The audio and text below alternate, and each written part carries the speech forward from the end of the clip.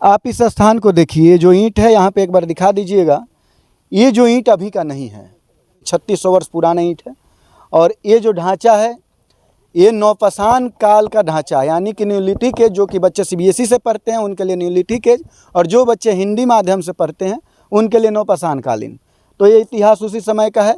और मैं आपको अब लोकेशन बता दे रहा हूँ कि सारण जिला, यानी कि बिहार राज्य के सारण जिला के चिरान जगह पे हैं हम। और ये जो है पूरे भारत में नदी घाटी के किनारे कोई भी सभ्यता सबसे पहले जो खोजी गई थी वो यही है। और दूसरी सबसे बड़ी बात है कि पूरे भारत में कश्मीर के बुर्ज होम के बाद न्यूलिथिक एज का नौपाषाण कालीन सबसे ज़्यादा साक्ष्य कहीं से प्राप्त हुआ है, वो भी जगह यही है। यहाँ पे हड्डी के औजार मिले थे, उसके बाद पत्थर के औजार मिले थे, इसके साथ ही गेहूं की बाली वगैरह के भी साक्ष्य मिले थे। और उस समय यहाँ पे झोपड़पट्टी वगैरह, झोपड़ी वगैरह था, उसके भी कुछ साक्ष्य मिले हैं इन लोगों को। और ये जो है ढांचा है, ये देखिए उस समय में भी दीवार वगैरह का जोड़ने का ढांचा ये लोग निर्मित कर लिए थे। यानी गुप्त काल के समय में जो था, उस समय दीवार के चुनाई का जो है पक्का ईंट बनाने का नियम भी विकसित हो गया था। ताम्रकालीन युग की भी आप बात कर लें तो जितने भी कालखंड की आप बात कर लें तो आप देखिए सारे साक्ष्य समेटे हुए ये जगह है। और कुछ कालखंड तक यहाँ पे कोई भी बसावट नहीं था, लेकिन जो पूर्व में था वो सबसे ज़्यादा महत्वपूर्ण था। यहाँ पे उधर दिखाइए दीवार आपको दिखाई दे रहा है, उसके बाद ये ढांचा आप देख ही रहे हैं। उधर की तरफ देखिए, आपको ढांचा चारों तरफ दिख जाएंगे, मिट्टी में भी दबे हुए ढांचा आपको दिखाई देंगे। अब यहाँ पे जो सबसे बड़ी आवश्यकता है जिस चीज़ की, वो ये है कि यहाँ पे और ज़्यादा खुदाई करने की आवश्यकता है, क्योंकि और भी साक्ष्य मिलने की उम्मीद है। ये जो एरिया है बहुत बड़ा एरिया है, और जिसको टीला बोला जाता है यहाँ के भाषा में। तो ये जो टीला है बहुत ज़्यादा एरिया में है, और अगर पूरे टीले में अगर खुदाई की जाए तो अवशेष आपको प्राप्त होना ही है। खैर विशेष जगह की खुदाई हुई थी, और भी जगह की खुदाई चल रही है। और सबसे बड़ी बात जिससे आग्रह रहेगा हमारा प्रशासन से एवं सरकार से, कि पीछे आप म्यूजियम देख लीजिए, जो कि निर्मित है लेकिन पूर्ण रूप से निर्मित नहीं हुआ है। और उसको पुनः निर्माण, यानी कि इसलिए पुनः निर्माण कि उसका पूरा निर्माण नहीं हुआ है, तो उसको पूर्ण रूप से निर्माण करके यहाँ के जो भी अवशेष हैं उसको यहाँ पे ही स्थित कर दिया जाए, जिससे कि आने वाले समय में किसी को भी यहाँ के साक्ष्य देखने के लिए पटना म्यूजियम नहीं जाना पड़े।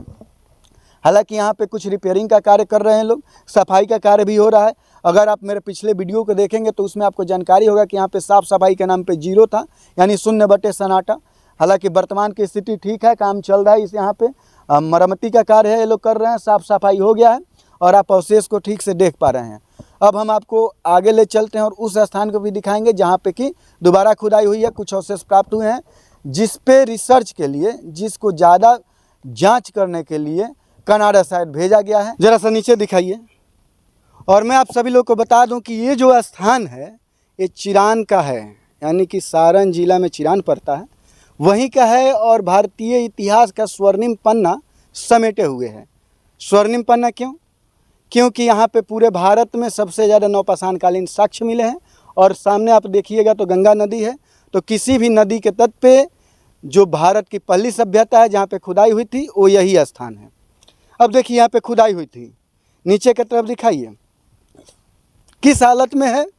आप इससे बिहार सरकार और भारत सरकार के पुरातत्विक संरक्षण के मंशा को अच्छे तरीके से समझ सकते हैं कि वे हमारे इतिहास के स्वर्णिम पन्नों को कैसे दीमकों द्वारा खिला रहे हैं।